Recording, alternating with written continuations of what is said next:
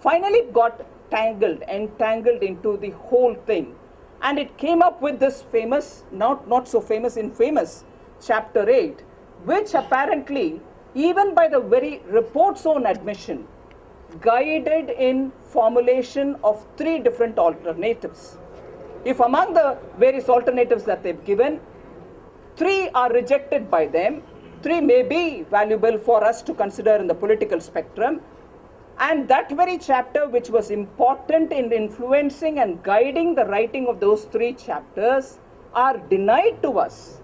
We've been called, we've been given the formulations, and we've also been told, have a good look at it, persuade people, get persuaded by people, and be convinced about what you want to take as a position.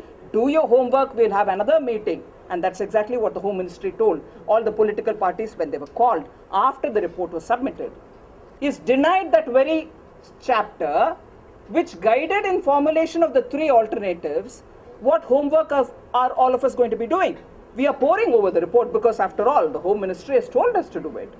But without that guidebook, without that formula, how are we going to look at it? As a result, I feel this committee, and I'm saying something which I would want to avoid normally, but here is the situation where we are talking hard facts. I feel that the motive with which the committee was appointed, other than wanting to buy time so that they can have a bit more breather to take a decision of this kind of a criticality, the motive seems to be a lot more that meets our eye. You were trying to get us, or get the country, such information with which you could reject the option number 5, which is giving Telangana completely. And also you were trying to use it for making sure your opponents there, who are getting stronger. There is an expressed paragraph on the BJP. Expressed paragraph which says the BJP has a presence in some of these regions. So you're trying to suggest to the ruling Congress, and here I will underline the fact, not just the ruling Congress, but the Congress High Command. The report uses the word High Command. I want to know if the political notes which are being given to the Congress party's workers is being given by a Government of India committee. A committee advises the political workers of a political party just because they are in power. A political party's workers are being suggested by addressing the Congress's High Command. What kind of transgressions are these? Very serious indeed. I won't take much of your time. One of the facts which I would want to underline here, while giving the credit to the joint, and rightly so, to the Joint Action Committee for having felt that a committee is not needed, I would want to also take a share, and justifiably, in that credit which has been given to the Joint Action Committee. One and only political party which chose not to go in front of the committee, Sri Krishna committee, is the Bharatiya Janata Party. Because we feel it is a political call that has to be taken by whoever is in power, both in Andhra Pradesh and in the center.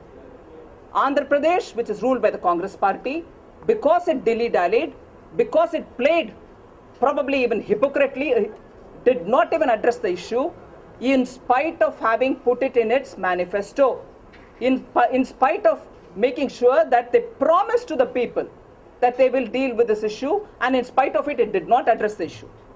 But the fact remains that every political party, for whatever reason, appeared and submitted in front of the committee their version. Some political parties, not just one version, 3 versions. I really fail to understand this, but in any case, they all submitted thinking it is important to represent. But we have been from the beginning saying that it is a political decision making which is required for Telangana. We do not want pedagogic studies, which is what it eventually became. We do not want an academic report on what has to be done in Telangana. Is really the development really suffering in Telangana? All these, enough has been said, enough has been spoken. Very authentic, credible reports are available much before 6 formula have come out of the Sri Krishna committee. And therefore we decided we would not go and submit a representation. We have been committed to the cause of Telangana, we still remain committed, and we still think it is a political call that has to be taken. And what is that political call?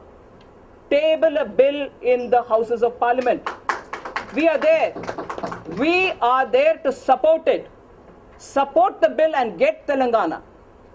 Because I think the aspiration today of the people has been represented, and it is now complete. The representation for a need for Telangana, the feeling that Telangana has to come through is now all pervasive and it's complete. There is no need for a second thought on it. The BJP challenges that if only the bill is tabled, and with BJP openly supporting and saying that it will support the bill in the both houses of the parliament, we can't see why the bill will not be passed. Why Telangana cannot become a reality. Therefore, I think it is high time that we do not want any more wastage of time. This chapter 8, first of all, just to recall, 3 weeks ago, probably 2 weeks ago, we made a demand to the government that this chapter has to be released instantly. We are aware that the division bench in High Court is dealing with it, but because considering the importance to a large section of the people who are waiting to take a call and also to give their viewpoint, it is important to have this section opened up and made available in the public domain. So we have, as a political party, the BJP National Party has demanded the immediate release of the secret note which is gone, which gives methodologies to suppress political movements, which gives methodologies of training for people in a particular political party to deal with the rest of the political party, and also to say how media has to be controlled is absolutely unacceptable.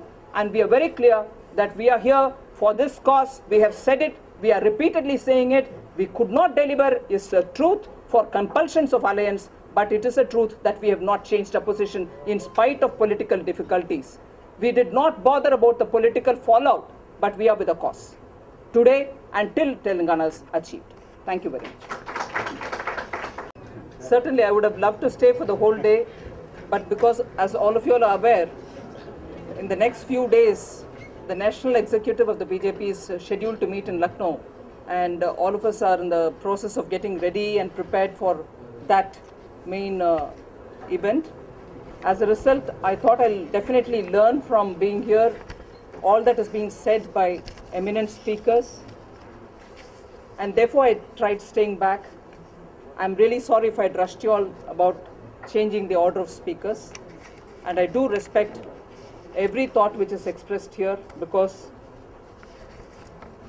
although I don't want to start on a personal note, I do have a peculiarity, and therefore I have to say I am here as a spokesperson of a national party which certainly would want to grow in every part of the country, a national party which will certainly make sure that governance being the top of agenda, believing that smaller states can perform, much to probably even contradict one of the eminent speakers saying probably smaller states are not doing well.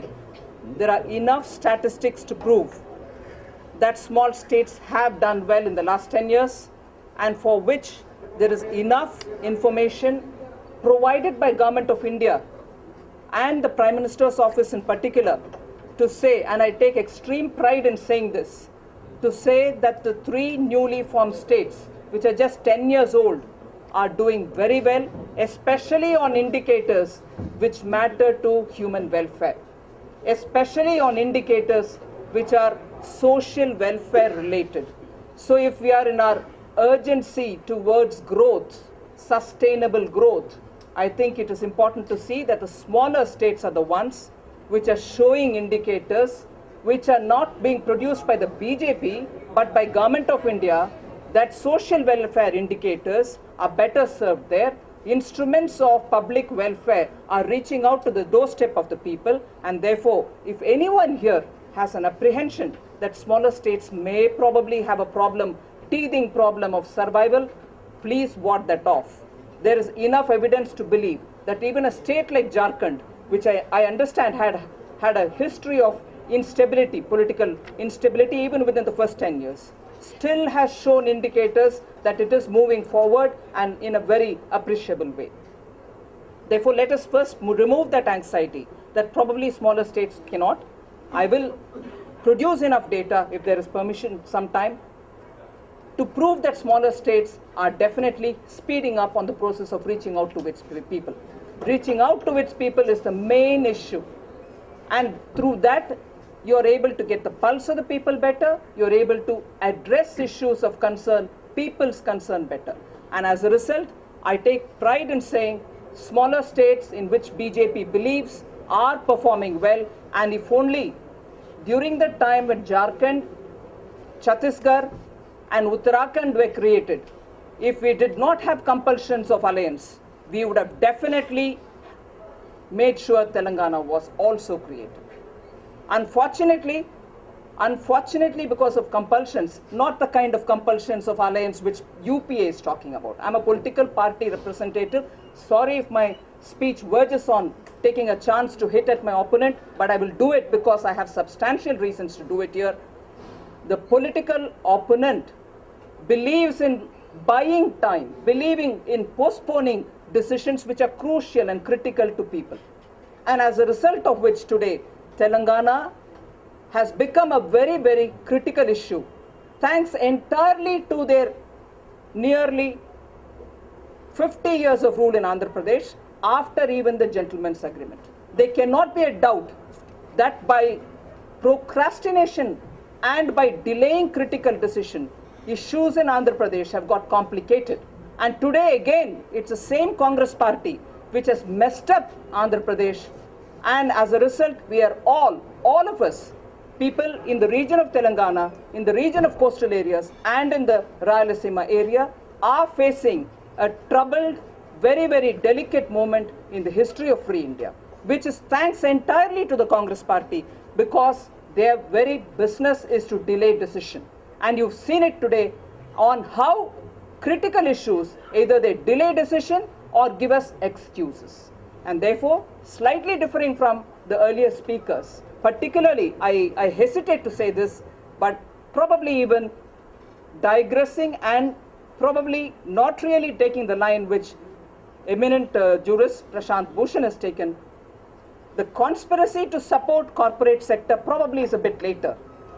The delay to take a decision, looking at alternatives to delay decision, looking at postponing decisions, and therefore one of the tools for which that kind of a delay can be justified was seen in the form of forming a committee.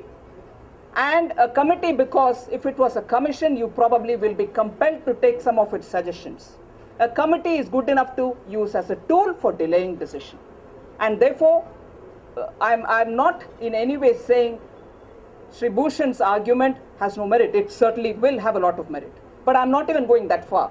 I'm saying Hyderabad, corporate sectors, pressures, all that may be very, very critical.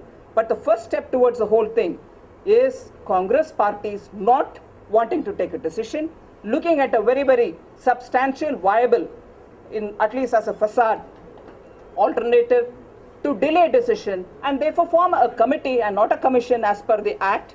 And as a result, you could have a breather of a time, and after the breather, do what you want with the kind of recommendation which the committee has to come up with. Because it's not binding on you. It's a committee. You can always say, no, it's a suggestion, we'll see what we can do.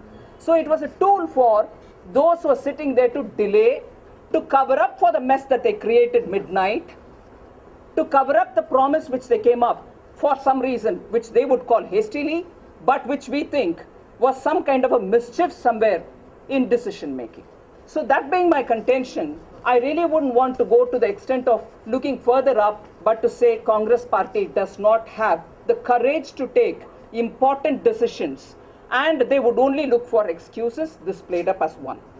But going further to the commission and the committee and its report itself, the argument that jurists are brought in, judges are brought in to look at situations which are very delicate, and therefore we expect to have a report which might be very, very useful, has fallen flat on its face.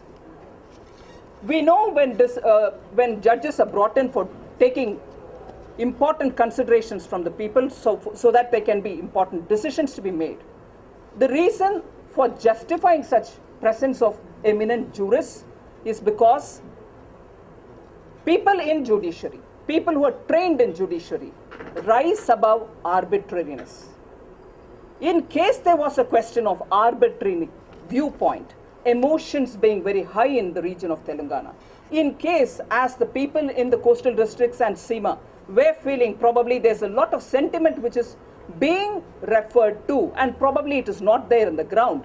And if you really wanted to test that, you wanted to have somebody come who would rise above that emotion, sentiment, and in a very cold, logical fashion look at what is really there to give us a meaningful report.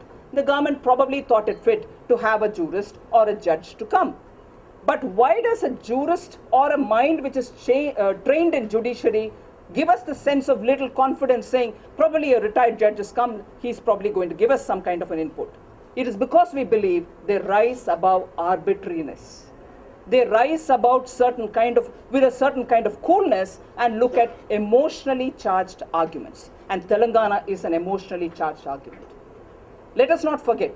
And therefore, when we thought there were two jurists in the panel, two eminent sociologists, social scientists, and a bureaucrat who's had a very good, enviable experience in internal security matters because he had a tenure in Home Ministry, you expected to have a report which will come with certain kind of formulations with which all of us from the political parties will reach the government to say, would you want to consider this? We didn't expect he's going to come up with 6 formulations. We thought some kind of a recommendation would come over which all of us can have a share of arguments and ask the government to deal with it. But what comes out at the end is that primary USP with which a jurist, a trained jurist together with another expert, a professor, should have looked at without a sense of arbitrariness